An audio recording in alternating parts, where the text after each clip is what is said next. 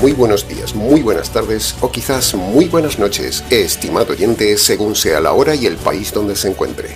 Reciba este característico saludo pastoral de cada semana de quien les habla, el pastor bautista Nikos Ricoy, director del programa Encuentros y pastor general de las iglesias del Ministerio Tinajas en todo el ambiente hispanoamericano, emitiendo desde aquí en Valencia, España. Saludamos como siempre a todos nuestros seguidores y les damos la bienvenida una vez más a nuestro nuevo programa semanal Encuentros.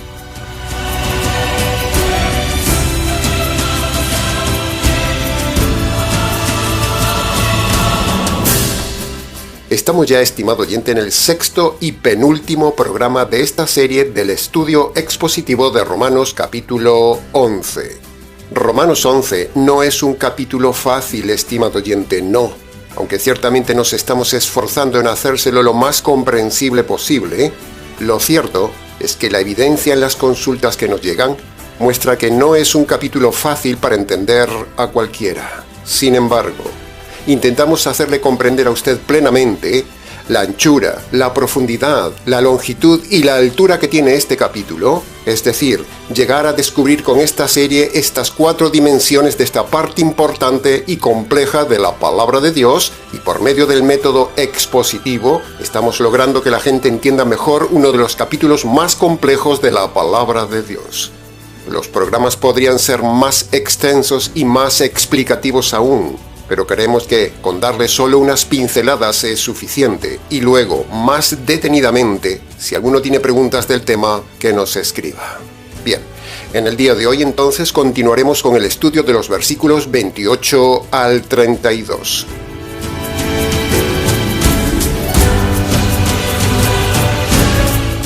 Como el mensaje de hoy también es largo, entremos entonces ya en el estudio del penúltimo capítulo de esta intensa y profunda serie de Romanos capítulo 11, que analizaremos nuevamente hoy de forma expositiva y parafraseada para su mejor comprensión.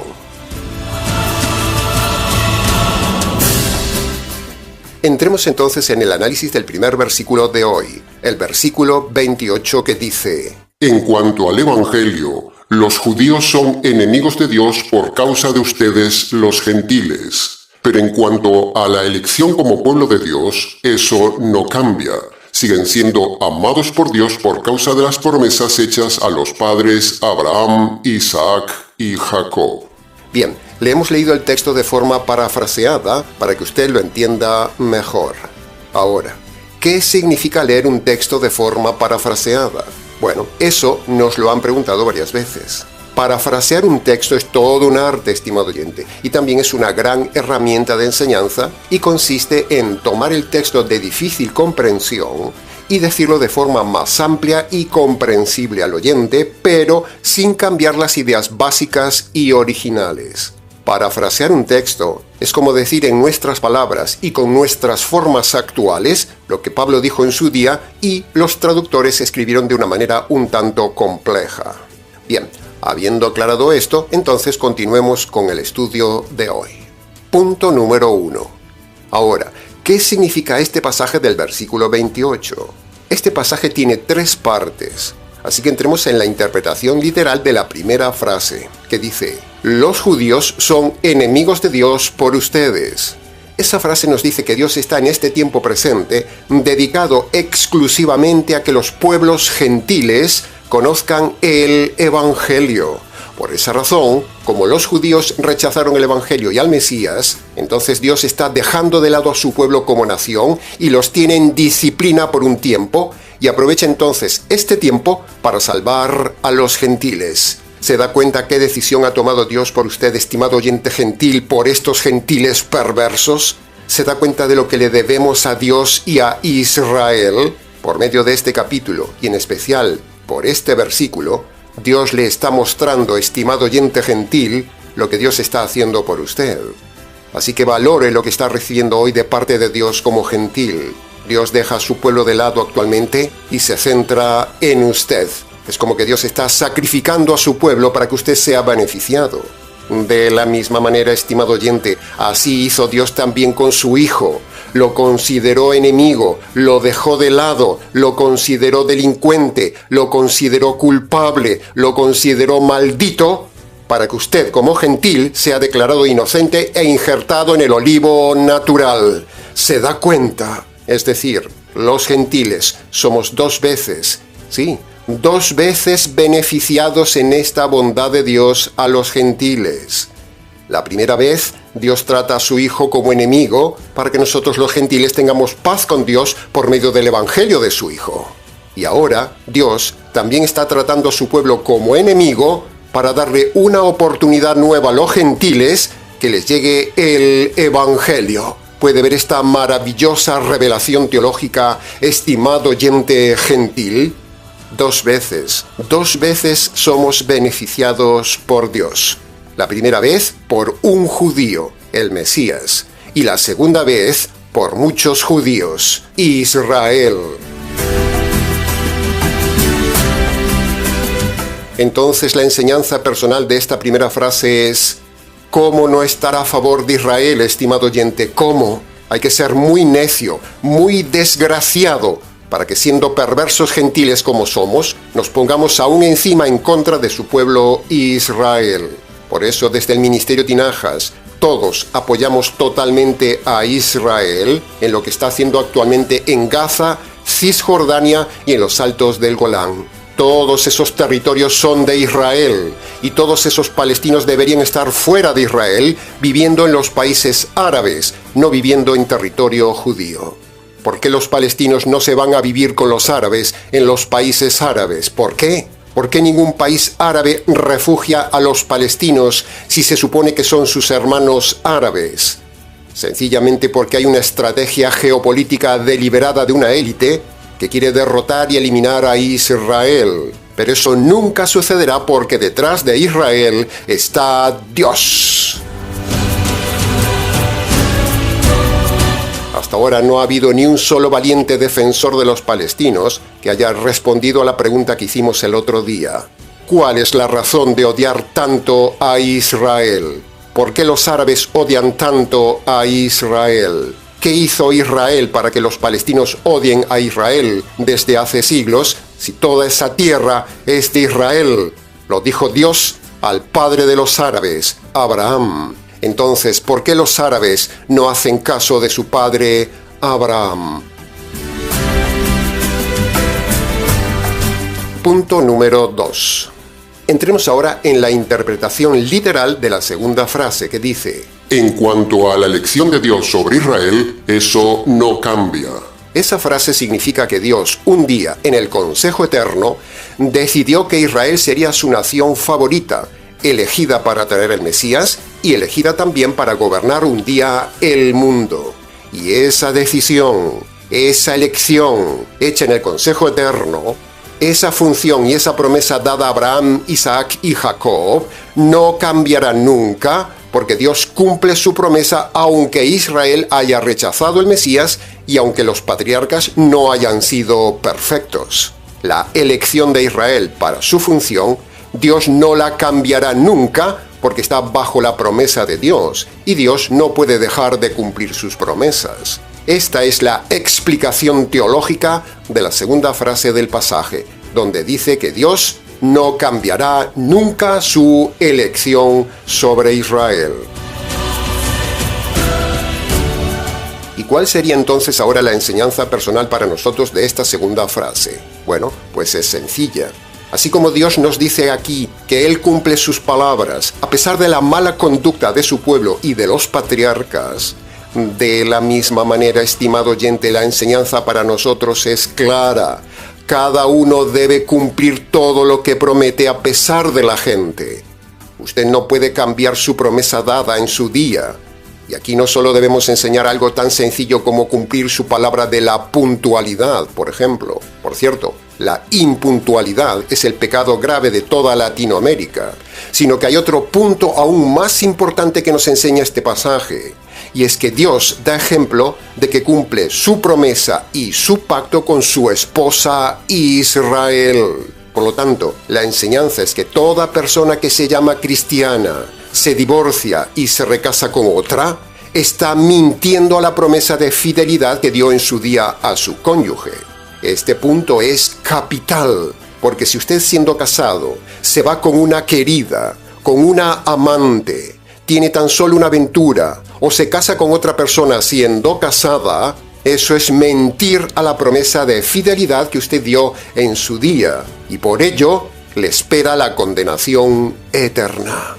Dios dio ejemplo, cumplió su promesa de fidelidad con Israel hasta hoy. No se divorció de Israel ni mucho menos se casó con otro pueblo, sino que a pesar de la infidelidad de Israel y el mal comportamiento de los patriarcas, Abraham, Isaac y Jacob, Dios se mantuvo fiel con su esposa Israel y cumple sus promesas con ella.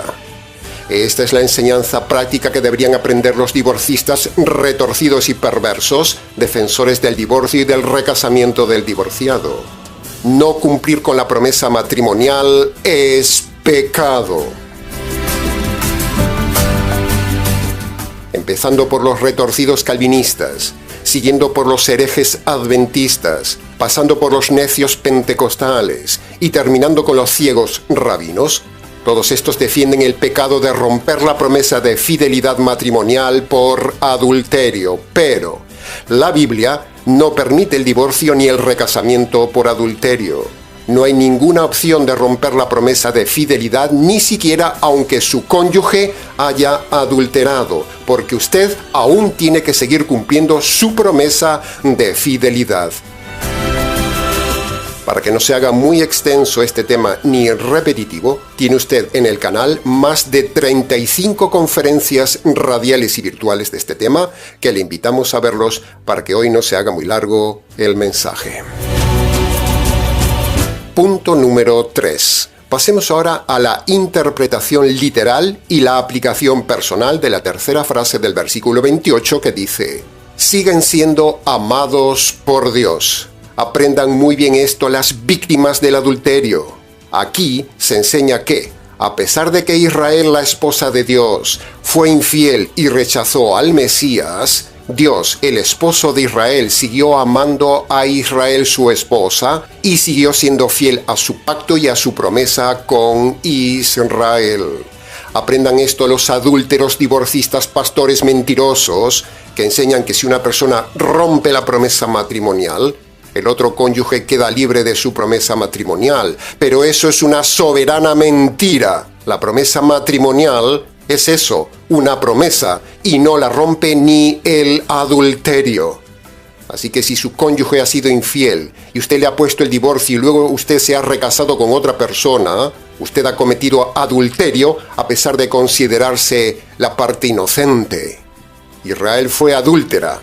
Y Dios siguió fiel a su promesa con Israel y amando a Israel como dice el texto, porque un día hizo una promesa a los patriarcas. Por eso el texto dice, siguen siendo amados por Dios. Así que, jaque a los divorcistas. Para preguntas del tema, escríbanos.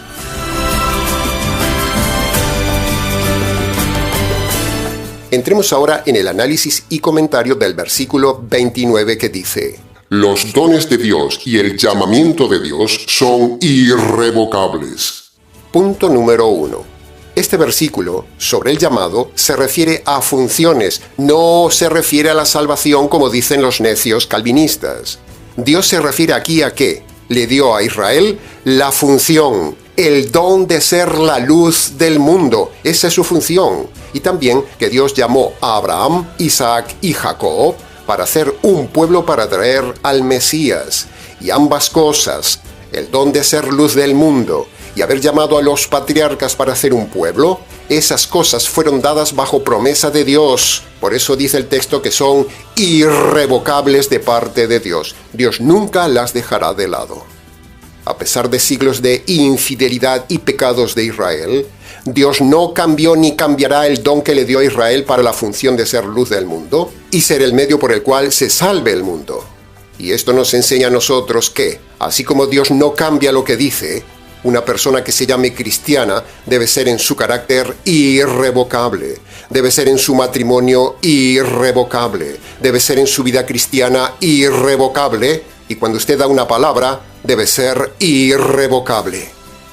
En el Ministerio Tinajas somos irrevocables en cuanto a la doctrina, somos irrevocables en cuanto a la conducta y somos irrevocables con los dones que Dios nos dio de enseñar la verdad. Nadie nos mueve de aquí, estimado oyente. Somos como rocas irrevocables en la red.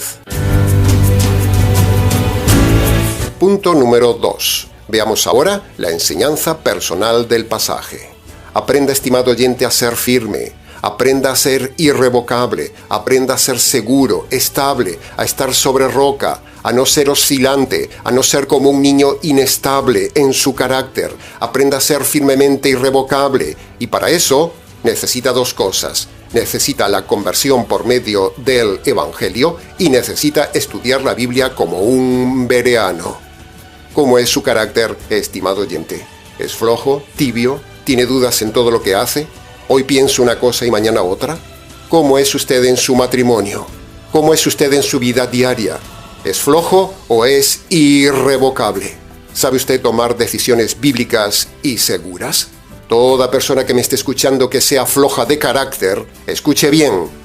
Usted fallará en su noviazgo, estropeará su matrimonio, dará mal ejemplo a sus hijos, terminará en divorcio y luego probablemente cometerá adulterio por el recasamiento. Entonces Dios, también de forma irrevocable, lo enviará a usted a la condenación eterna, porque la condenación de Dios a los inconversos es irrevocable.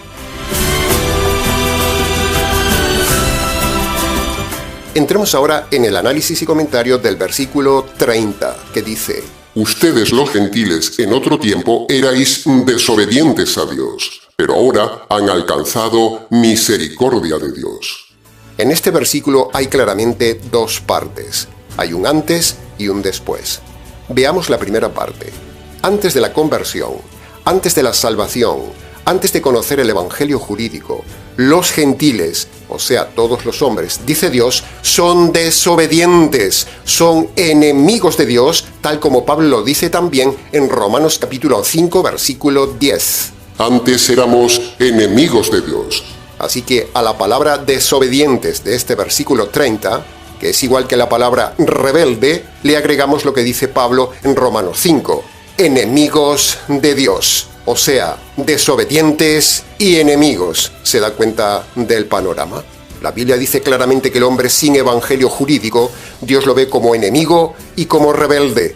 Por lo tanto, Dios como autoridad no puede amar ni ama al hombre, sino que lo aborrece por ser su enemigo, por ser rebelde, por ser delincuente, y por eso el destino del hombre es la cárcel eterna, excepto que cada hombre obedezca los dos requisitos de salvación en Marcos 1:15, el pasaje más famoso y universal para la salvación de los gentiles, que nos hace pasar de desobedientes a ser amados por Dios.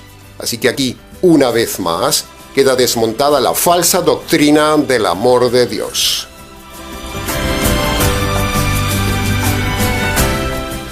En cambio, cuando una persona se humilla ante Dios, cuando una persona reconoce de forma concreta sus rebeliones ante Dios, cuando una persona abandona sus rebeliones, cuando una persona reconoce que merece la justicia de Dios por las desobediencias cometidas en su vida, y cuando la persona reconoce que esa justicia le cayó al Señor Jesús en la cruz, y luego cuando la persona se agarra por la fe de esa justicia, entonces, en ese instante, la persona pasa de ser desobediente ante Dios a ser hijo de Dios, pasa de ser enemigo de Dios a ser de la familia de Dios. Esta es la verdadera teología que salva, no la teología calvinista, no la teología católico-romana, no la teología de salvación adventista, ni la mormona, ni lo que dicen los rabinos, ni los unicitarios, ni los pentecostales, ni los mesiánicos. Ninguno de estos grupos tiene la verdadera teología de salvación. Así que le invitamos, estimado oyente, a que deje la desobediencia, deje la rebelión, deje su iglesia, deje de ser enemigo de Dios, deje sus pecados, deje de ser desobediente y reconcíliese con Dios por medio de obedecer los dos requisitos universales que Dios manda a todo hombre en Marcos capítulo 1, versículo 15.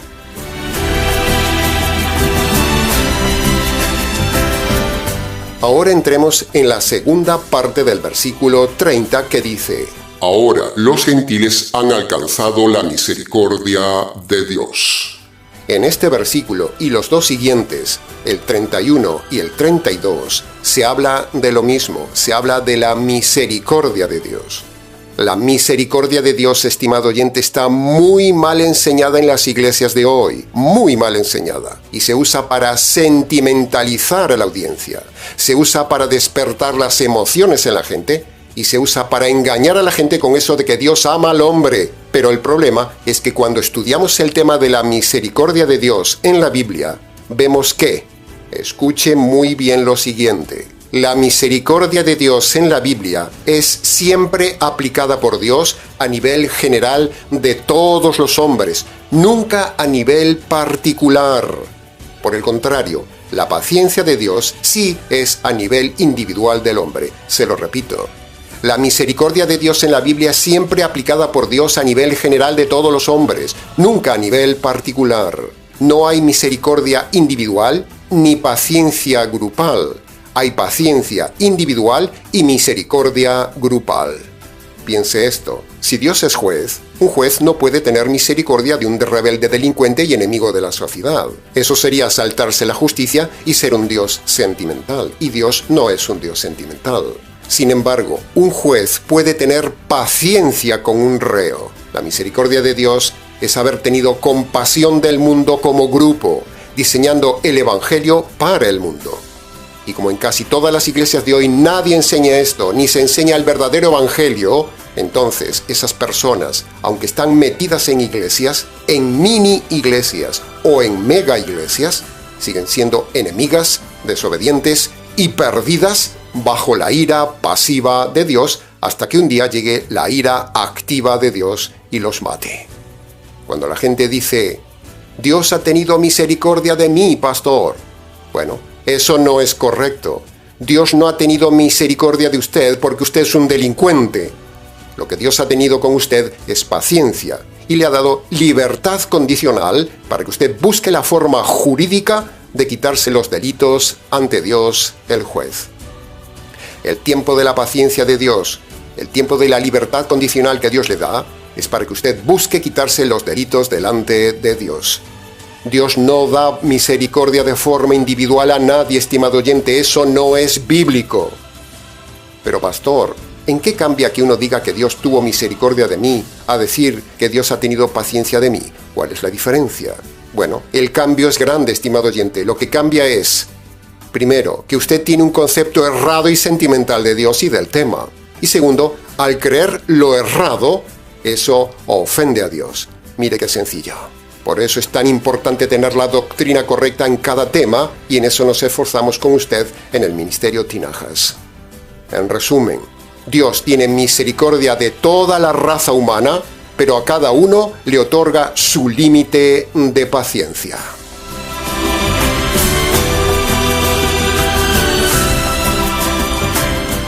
Cuando un pastor le habla a usted de la misericordia de Dios y del amor de Dios, le está engañando, estimado oyente. Pero decir esto no le gusta a la gente. En cambio, decirle a la gente que Dios le está teniendo paciencia jurídica porque es enemigo de Dios, eso es enfocar el tema de forma honesta, correcta, bíblica, jurídica y sin sentimientos. Dios no tiene ningún sentimiento bueno hacia el hombre, estimado oyente. El único sentimiento que Dios tiene hacia el hombre es aborrecimiento por ser delincuente. Mire lo que dice Romanos capítulo 1, versículo 18 en el Nuevo Testamento. La ira de Dios se revela desde el cielo contra toda injusticia y rebelión de los hombres que detienen la verdad con sus injusticias. Ahí lo tiene. Así que ahora que los defensores del amor de Dios refuten este pasaje. Jaque. Bien, con esto cerramos lo más destacable del versículo 30. Para preguntas del tema, escríbanos.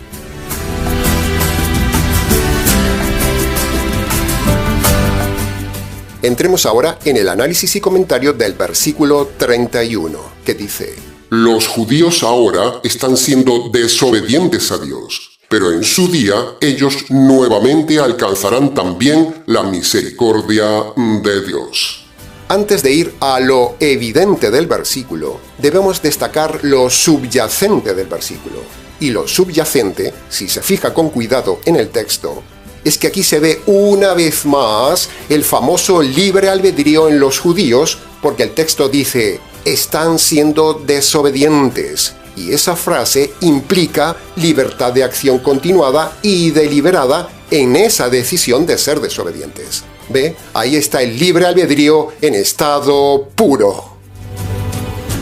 Por cierto, esta frase de están siendo desobedientes a Dios, ¿no será también una frase para usted, estimado oyente?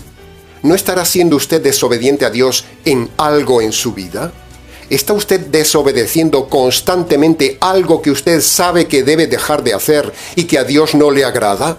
¿Sigue usted desobedeciendo deliberadamente algo de la palabra de Dios, sabiendo que lo está desobedeciendo? ¿Se está negando a dejar de pecar? ¿Se está negando a dejar algún pecado? ¿Sigue usted pecando día a día en algún pecado que usted sabe que debe dejarlo? ¿Está usted haciendo igual que Israel, que sigue pecando de desobediencia? ¿Sigue usted mintiendo? ¿Sigue usted en la inmoralidad? ¿Sigue usted en la sensualidad? ¿Sigue usted siendo terco y soberbio? ¿Sigue usted robando, bebiendo, drogándose? ¿Sigue usted en su adulterio? ¿Sigue usted en sus ideas erradas y religiosas de su iglesia? ¿Sigue amando usted al mundo? ¿Sigue usted creyendo que el aborto es justo? ¿Sigue usted defendiendo a los homosexuales? ¿Sigue usted practicando la santería? ¿Sigue usted yendo a la iglesia que no debe ir? ¿Sigue usted dando diezmos que no tiene que dar? ¿Sigue usted haciendo ayunos que no tiene que hacer? ¿Sigue usted siendo cobarde? ¿Sigue usted siendo flojo? ¿Sigue usted con su amante? ¿Sigue usted de cama en cama? ¿Sigue usted con sus aventuras? ¿Sigue usted pecando día tras día en su pecado constante? Y sobre todo, ¿sigue usted desobedeciendo al día de hoy Marcos capítulo 1 versículo 15? ¿Sabe una cosa, estimado oyente? ¿Sabe la que le espera si sigue desobedeciendo a Dios? El hombre no está totalmente depravado, como dicen los calvinistas. El hombre está solo parcialmente depravado. Pero su depravación parcial no anula la razón, la conciencia ni el libre albedrío. Es una aberración decir que el hombre está totalmente depravado. Por eso negamos esa doctrina depravada calvinista. Y este libre albedrío del que habla este pasaje de Romanos, lo vemos también claramente confirmado en las palabras mismas de Jesús en estos dos ejemplos siguientes. Preste atención, estimado calvinista. Primero, a nivel individual vemos el libre albedrío del judío cuando Jesús dijo en Juan capítulo 5 versículo 40 esto: No queréis venir a mí para tener vida. ¡Wow! Ahí se ve en palabras mismas de Dios el Hijo que los hombres judíos en aquel tiempo no querían convertirse, no querían admitir de forma deliberada que Él era el Mesías. Por eso Jesús ahí está diciendo que hay libre albedrío. ¿Lo puedes entender, estimado calvinista? ¿O en tu libre albedrío te niegas a aceptar que hay libre albedrío? Ahora veamos el libre albedrío, pero a nivel colectivo, a nivel de grupo, dicho también por Jesús mismo en Lucas capítulo 13, versículo 34. Dice: Jerusalén, Jerusalén, ¿cuántas veces quise juntarte como una gallina junta a sus polluelos y tú no quisiste? ¡Wow! ¿Ve? Ahí tiene otra vez la evidencia del libre albedrío colectivo al negarse la ciudad a admitir que Jesús era el Mesías y así impedir que el Señor congregara a su pueblo en él. Por lo tanto, jaque al calvinismo. Al inicio de este versículo 31 dijimos que había lo evidente y lo subyacente. Hasta ahora hemos visto lo subyacente, es decir, lo que está en el texto pero no se ve, y en este caso era el libre albedrío. Pero ahora cerramos el análisis de este versículo 31 con lo evidente, donde el pasaje nos dice que un día la nación judía, Dios le dará una nueva oportunidad para que, por medio del Evangelio, esperen al Mesías que vendrá a salvarlos del anticristo. Es ahí en el tiempo del Apocalipsis donde Dios tendrá nuevamente misericordia de la nación de Israel y les dará salvación espiritual y protección nacional, como dice el pasaje. En su día, ellos alcanzarán nuevamente la misericordia de Dios. Que Dios siga cuidando a Israel y que Dios le siga dando la victoria sobre sus enemigos. Un día los árabes morderán el polvo, los palestinos también, y se inclinarán ante Israel, y un día el Señor aniquilará a todos los enemigos y a todas las naciones contrarias a Israel. Ese día ciertamente llegará.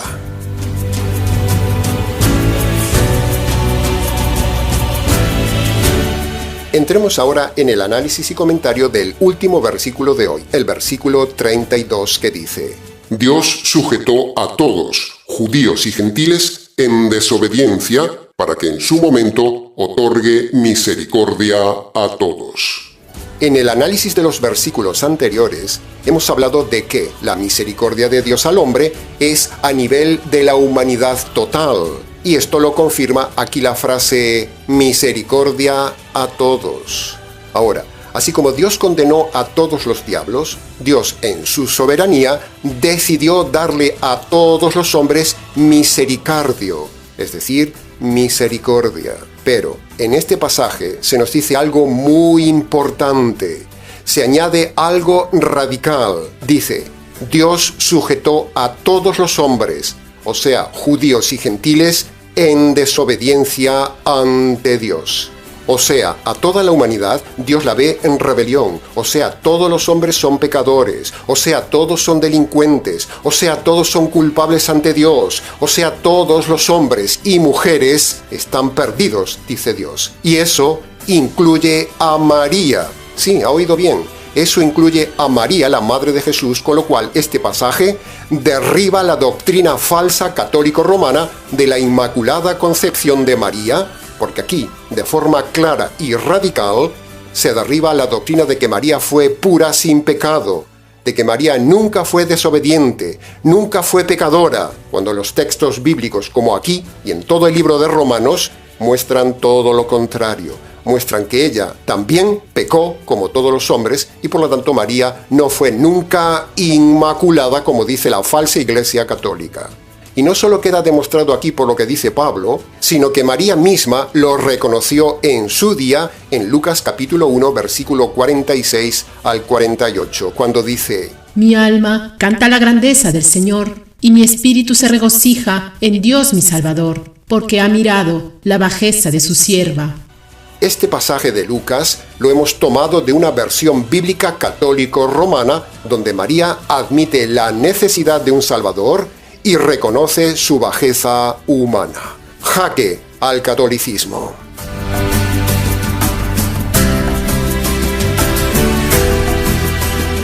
Ahora es el tiempo de gloria de los gentiles, estimado oyente. Es el tiempo de misericordio de Dios a los gentiles, donde Dios está dando oportunidades a todos los gentiles para que por medio del Evangelio se salven los gentiles. Pero llegará un día, dice el texto, cuando esto se invertirá y Dios rechazará ya a los gentiles en el tiempo del Apocalipsis y pasaremos al tiempo de los judíos, donde Dios le dará un nuevo tiempo de salvación a los judíos por medio de los 144.000 judíos elegidos por Dios para predicar el Evangelio a los judíos. Dios ha decidido darle un tiempo de gracia y misericordia a los gentiles, el tiempo actual, pero también ha decidido darle 2 tiempos de gracia y misericordia a los judíos. Sí, 2 tiempos.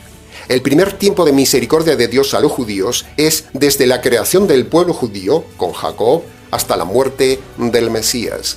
Ahí Dios le dio oportunidad, pero como ellos la rechazaron, entonces Dios los cegó, los dejó de lado y ahora Dios les está dando un tiempo de misericordia al grupo de los gentiles.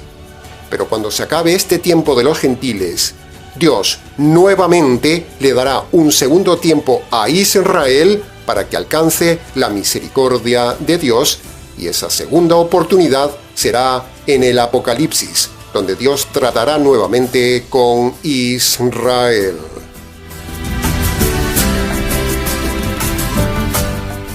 Bien, terminamos entonces el estudio de hoy con las palabras del Salmo 41. Bendito sea el Dios de Israel por los siglos de los siglos. Amén. Aleluya.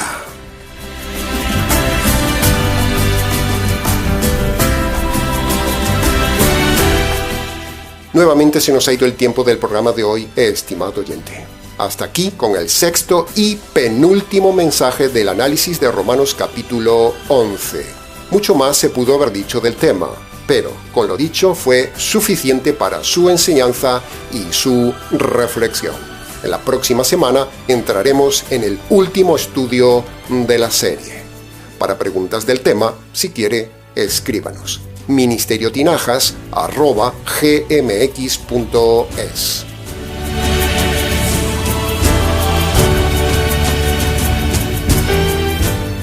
Ahora, en los minutos finales, antes de terminar el programa, queremos animar a todos los seguidores del canal a colaborar voluntariamente y apoyar el Ministerio Tinajas. Y segundo, queremos recordarle también a los oyentes que hemos sacado a la luz nuestro primer libro sobre el noviazgo, matrimonio y divorcio, un manual de guía y estudio que usted puede adquirir en Amazon. Abajo, en la descripción del vídeo, tiene todos los detalles de estos dos temas. Muchas gracias anticipadas.